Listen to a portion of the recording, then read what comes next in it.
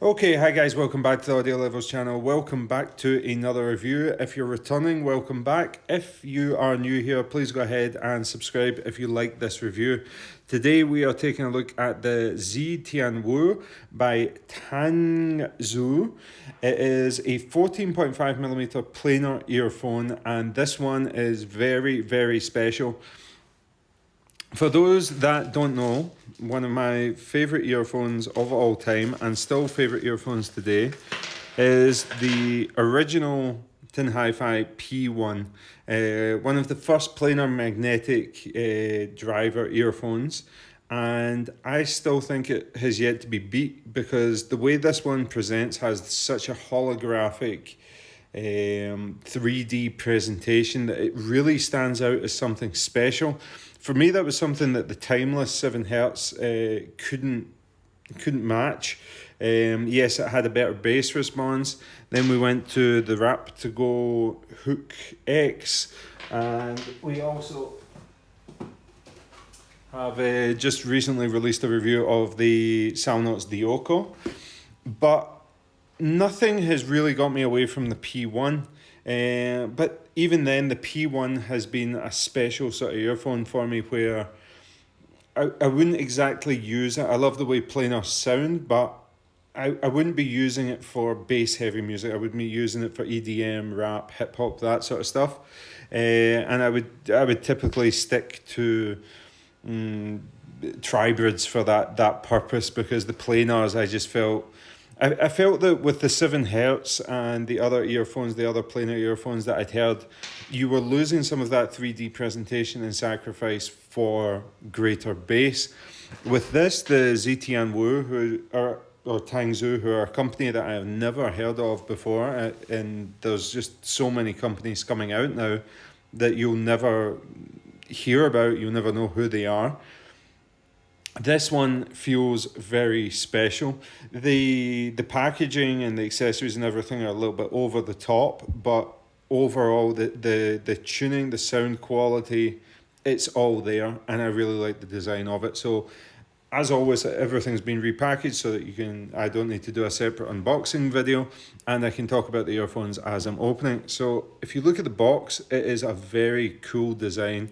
It's just quite a striking design. It's got a little bit of information about it, no frequency graph on it, but you can see here that it's available in the 3.5mm or a 4.4mm balance, so a regular jack connection and a 4.4, and I think that's a good choice of them, because unlike the P1, which benefits from a powerful source, this one I found played easier without needing too much extra amplification. I mean, I still did the majority of the listening with the new M3 DAC that I had and my IEM'S DX320, I think it is, or it was 330, I can't remember.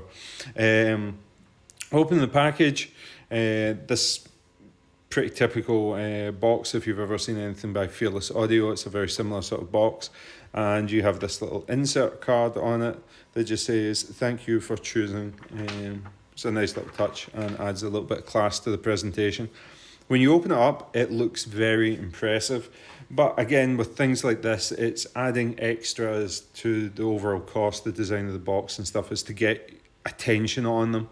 It's not really premium stuff. It's generic stuff that is usually made to order in special colours, but I think the colour choice here, the size of the actual carry case, the beefiness of these gold buckles and stuff, and the branding, even with Tangzu being in gold, it looks super nice. It's not real leather, it's pleather, but I really like that they've got this insert which comes out. So you can use it with a DAP and your earphones, or if you want to put the insert there, you can put an earpiece in each one and wrap the cable around the outside. The cable, as I say, is available in two different sizes for the jack. The cable is okay. This is one that looks good, but it actually performs way better than expected in terms of being supple. You can see how supple it is. It is a quad braid going into a dual twist after the splitter point, and that's became fairly standard, and it's a good choice because it cuts down on microphonics. The hardware on it's all excellent. It's a metal jack, 3.5mm gold plated, little bit of strain relief on it, going into a metal splitter with a metal cable cinch. Up at the top, metal 2-pin connectors with a traditional cable hook, and I like that they've kept the cable hook nice and short so it doesn't go down too far down your neck. There was recently a lot of earphones have been coming down really far, and it feels really, really awkward. But this is a nice cable, but I'm not going to say an ultra premium cable. But I think for the money, I think this retails overall as a package $150, and that is very good value for money. Let's put the cable out the way. I'll grab the earphones, but first we can take a look at the ear tips. So a great thing about this earphone is that it comes with lots of different ear tips. The one thing that's kind of weird is, you can see here it says foams. I'm afraid that's not foam. That's silicone. So there's no, I think this was an insert and it was meant to house some comply style tips, but it's just another regular silicone insert. I don't know if that's an oversight from the factory or they just had this box already pre-made and then didn't source a comply style tip to go along with it. But the interesting thing here is you have two types of ear tips. You have balanced ear tips and bass enhanced ear tips. The balanced tips have a white silicone finish on the outside, and the bass enhanced have this blue silicone finish. I'll pull one of them out. And essentially how they enhance the bass is just to do with the bore size on it. This is a smaller bore size, so more air has to pass through a smaller space, which increases pressure and increases the bass response of the earphones. I found that using the balanced tips was perfect. I didn't feel like I get anything extra from using the bass enhanced tips. In fact, if anything, I thought it was a little bit too much, a little bit too strong on the bass response, because the bass on these earphones is incredible, especially in terms of sub-bass response in a planar. It is by far the best that I have heard. We'll take the earphones out the box. Now, there's nothing too special other than the faceplate looks good. It looks beautiful. I love this colour of purple. I love the etchings on it. But there's nothing too special about this design that sets it apart from other earphones. In fact, I still far prefer the metal body of the P1. I like the P1 because it's so much smaller, so much more comfortable. It has MMCX connectors. It feels more premium in the hand, and although it looks a little bit dated, I think that you'll agree that the size difference there is nothing to be laughed at. But then there's a 10mm planar in the P1, whereas there's a 14.5mm in the Tangzus. The body is essentially just an acrylic body with metal faceplate, but they've not used a metal nozzle tip. If I grab the Excalibur by BESaudio, you can see it's quite common to put an acrylic body with metal nozzles, and that gives it extra protection. If you drop it on the nozzle, this is going to be a point for cracking. So it's not a very premium build quality. It feels fine. It's very lightweight, but it doesn't feel as good as it might look in pictures. And if you see some of the pictures from the manufacturers, it looks very, very premium. It doesn't give that feel in real life. It just feels okay. 2-pin flush connectors and a small venting port on the back there finishes it off. Now let's talk about sound quality. The sound quality is ridiculous. This is so good, but it's not going to replace the P1. And I'll tell you why it's not going to replace the P1 for me. It might replace the P1 for you, but the P1 is very balanced, very neutral, and quite light on bass response. It doesn't mean it doesn't have any bass. It actually has very good mid-bass and excellent detail and texture in the mid-bass, but it does lack sub-bass, which means that I don't listen to EDM and pop, hip hop, that sort of stuff. I use this mainly for listening to jazz, classical, rock, acoustic, things like that. Things with a lot of detail, and I want to pull a lot of detail. The Tangzu, on the other hand, has, by comparison, a virtually like massive sub-bass response, but you sacrifice very little in regards to mid-bass. The mid-bass is still extremely detailed and extremely textured, and it can stand on its own against that prominent sub-bass. I mean, the sub-bass hits with a rumble and authority that you don't get on the P1. It's more than you get on the 7Hz Timeless, and definitely more than the Raptigo Hook X. But not only are you getting more quantity in that sub-bass, you're getting more detail and texture through the mid-bass, which I think just sounds wonderful. Now, these don't match the holographic 3D presentation of the P1, but they're the best that I've heard in terms of getting to that planar quality, the thing that makes planar so special, that I felt was missing maybe on the Raptigo Hook X and the 7Hz Timeless. You're essentially getting a flavour of that P1 with enhanced bass.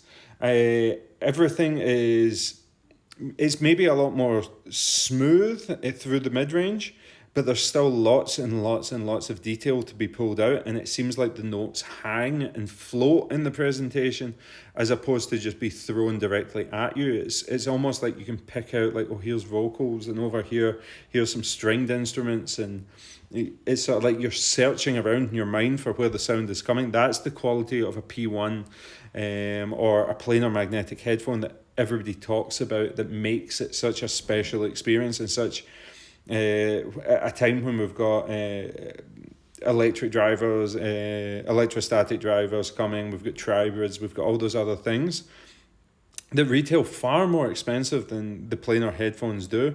I almost feel like planar magnetic headphones at this point, or planar magnetic earphones, were an accident, where if they'd gone back and realised how good a product they actually had with planar drivers in earphones, they would have priced it $1,500. Like, if a company like Ultimate Ears or somebody had got onto this and realised how good it was, I think the Chinese companies came along with, like, yeah, let's just price it at a sum of the parts, like how much the driver cost, how much the earphones cost, how much the construction packaging cost. Okay, let's slap $150, $200 on these earphones. That's kind of how the Chinese price this sort of stuff. Whereas companies, Limeers, Campfire Audio, companies like that come along and they're like, I want to sell an earphone for this price, and then let's work backwards from there. And often you're paying way too much for sound performance, because if I consider the Tin Hi-Fi P1, I like the Tin Hi-Fi P1 as much as I like any of the $500 to $600 tribrid earphones. You know, like we have the original Monarch, Excaliburs, the Kinera, what they called, the Bass Monsters. These guys, it's not the T. Mangard and Kinera keep changing their names. It's a bit of a pain in the ass. It's a Mangard Zens. The Mangard Zens up. I like the P1 on that level, and you're getting this audiophile sound that is $300-400 less at times. Now, this one with the bass is right up there. I would listen to this alongside those $300-500 earphones easily. It just sounds that good. So maybe let's go into a little bit of breakdown into mids, bass, sub-bass, amazing, mid-bass, detailed, mid-range, fantastic. The ability to carry weight in the male vocals but sparkle in the female vocals, and an airiness in the female vocals is very impressive, because I've talked about that before, where it's very hard to find an earphone that can handle both the gravity of a man's voice, especially a gritty, gravelly man's voice. Like I always use Everlast as an example of that gritty, grimy sort of voice. in comparison with like Mandy Moore vocals, Mariah Carey style vocals, which carry this airy, high, almost bright presentation to it. And the Planar is the one that can adapt very well. A fantastic one to listen to is Nick Cave and Kylie Minogue, Wild Roses. They call me the Wild Rose. That contrast between the vocals is absolutely fantastic. You get the weight of Nick Cave's voice and then the brightness of Kylie Minogue's sort of more airy presentation. Does very, very well with that. And then you go in to listen to like Ludovici and Audi, Sunga Jung, acoustic stringed instruments, which just float, like the notes float with great detail. And then the treble is a little bit easier going than the P1, but it's still very, very good, enough to create a very big soundstage on it. The notes float and dissipate wonderfully, that creates the impression of a large soundstage. Treble soundstage is a sort of artificial soundstage, but it creates that notes floating in the air almost. So overall this is a very, very, very good earphone that I think at the price, the P1 doesn't go with modern genres as well as this does. So I think that this, the Tangzu, is much more accessible for more people. It's much more versatile than the P1. I still prefer the P1 overall as an earphone, because the P1 fits in. I have other earphones that handle different genres. I'm kind of the thinking I want a specific tool to do a specific job, so the P1 does a specific job for me.